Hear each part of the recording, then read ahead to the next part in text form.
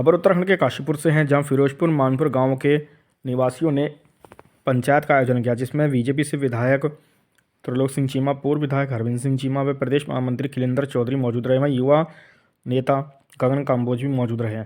आपको बता दें कि बीते कई साल पहले टिहरी क्षेत्र व रामनगर क्षेत्र से सरकार ने विस्थापित लोगों को यहाँ पर ज़मीन दी थी और यह ज़मीन लीज पर दी थी, जिस पर हाई कोर्ट ने इस ज़मीन को खाली करने का आदेश दे दिया है, जिससे ग्रामवासी काफ़ी परेशान हैं और सरकार से मदद की गुहार लगा रहे हैं। क्षेत्रीय विधायक त्रिलोक सिंह चीमा का कहना है कि वह गांववासियों के साथ हैं और उन्हें विश्वास है कि सरकार उनकी मदद करेगी। आभार व्यक्त करता हूं कि हमारे बीच में हमारी पीड़ा को सुनकर आए हैं और हमें विश्वास है कि हमारे विधायक जी ने पहले से हमारा बहुत साथ दिया है, हमारे गांव का साथ दिया है और इस बुरी घड़ी पर हमारा साथ देंगे। हम बहुत संकट में हैं, विधायक जी आप हमारे गांव को बचाएं, हम बहुत पीड़ा में हैं। विधायक जी आपने हमारे गांव की पीड़ा पहले से समझी है और आप समझते हैं, हम आपके बच्चे हैं और हमारे गांव से जाने अनजाने में कोई गलती हो गई हो कभी, वो मैं गांव वालों की तरफ से मैं माफ़ी मांगता हूँ।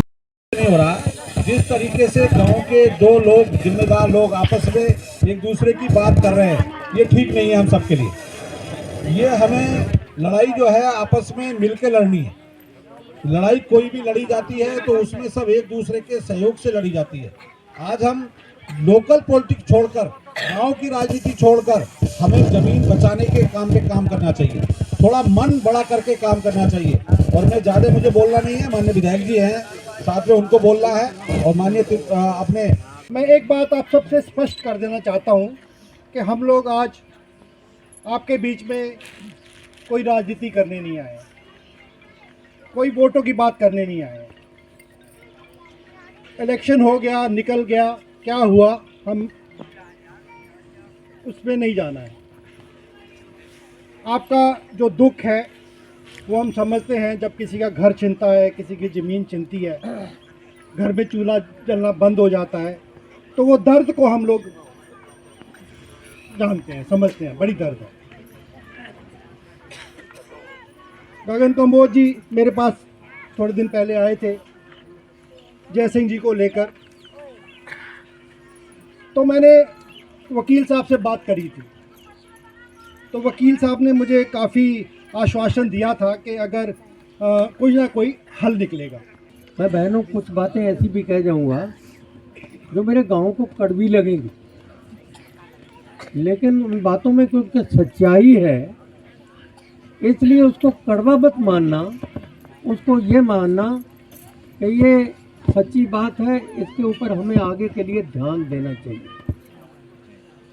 हमें जो कल बीत गया वो नहीं देखना, बीत गया सो बीत गया। हमें कल आने वाला कल देखना है कि हमारा आने वाला कल, उसको हमारा जीवन कैसा हो, उसमें हम खुश कैसे हों, हमारी समस्या का हल कैसे हो, आने वाला कल देखना। ये जो समस्या खड़ी हुई है, मुझे कहने में कोई गरेज नहीं कि ये समस्या आपने खुद लाई, यह आपकी खुद की लाई हुई समस्या है, मतलब गांव की। जब गांव के ही आदमी, अगर अपने घर का कोई आदमी अगर अपने घर के छप्पर को तिल्ली लगा दे तो कोई आदमी ये नहीं कहेगा कि इसने तिल्ली लगाई, वो कहेगा घर वालों ने खुद ही जला लिया। आपके बीच में आज गांव में विधायक जी आए हैं, क्या आश्वासन दिया है और आपकी समस्या का जो निराकरण है क्या उनकी बातों से पूरा होगा? जी, जो विधायक जी ने हमारे लिए यहाँ पर जो बात कही है वो हमारे लिए बहुत सही है, सही कहा है। वो हमारा वो जो उद्धार जरूर करेंगे, इतना हमें विश्वास है। ये मामला कोर्ट में चल रहा है, क्या है अभी, क्या विधायक जी के क्योंकि विधायक जी के हाथ में नहीं है, सरकार के हाथ में नहीं है, तो कैसे आप इसे देखते हैं और क्या करने के लिए तैयार हैं? सर ये तो अब जहाँ कोर्ट है वहीं से फैसला होगा, आएगा जो कुछ होगा, उसके बाद ये जो है हमारी सरकार हमारी बात सुनेगी। विधायक जी, आज आप यहाँ गांव के लोगों की समस्या सुनने आए हैं। किस प्रकार की समस्या थी और क्या समाधान दिया है आपने? आज हम फिरोजपुर गांव में आए हैं। यहाँ की जो समस्या है हमने समझी है और हम लोगों ने यहाँ की जनता को आश्वासन दिया है लोगों को कि कोई ना कोई हल निकलेगा।